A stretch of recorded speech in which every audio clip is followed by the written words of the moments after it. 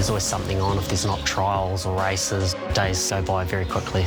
Can be quite demanding riding and training. He's sort of mixing it as a trainer and a jockey now, so that's a little bit difficult for him. He's got quite a bit on his plate.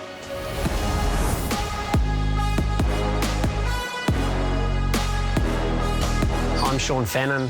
I'm a jumps jockey and a trainer located here in Awapuni, Palmerston North.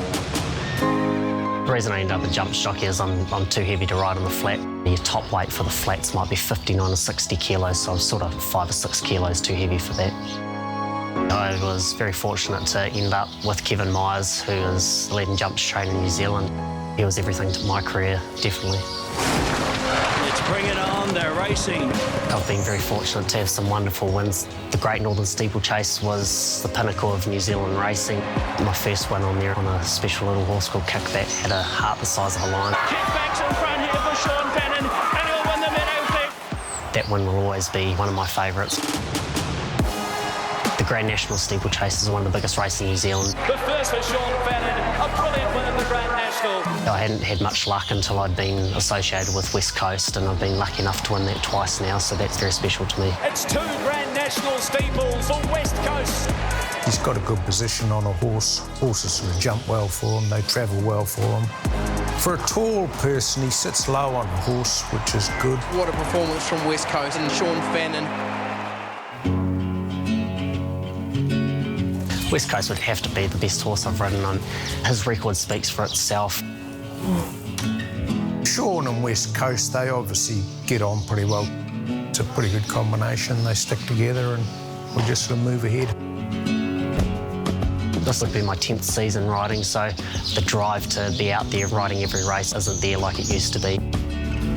Look, training's what I've always wanted to do, and that's at the forefront of my mind, and that's definitely what I've got to put first. The more personal one-on-one time with the horse has always appealed to me. Hazel and I probably have around 15 to 20 in work at a time. We're pretty hands-on and do everything ourselves, really, with the help of a couple of other people. As a trainer, Shaun's very determined. He definitely has a high standard for himself, and I think that's a very important thing in succeeding as a trainer. We have been sent a few trouble ones that are looking for a change of environment. And I guess that background as a jumps jockey is you can get on difficult horses and ride them. I guess it's led to sort of outside owners that we may not have had that are looking for a change of scene for their horses. Hazel and I work pretty well together.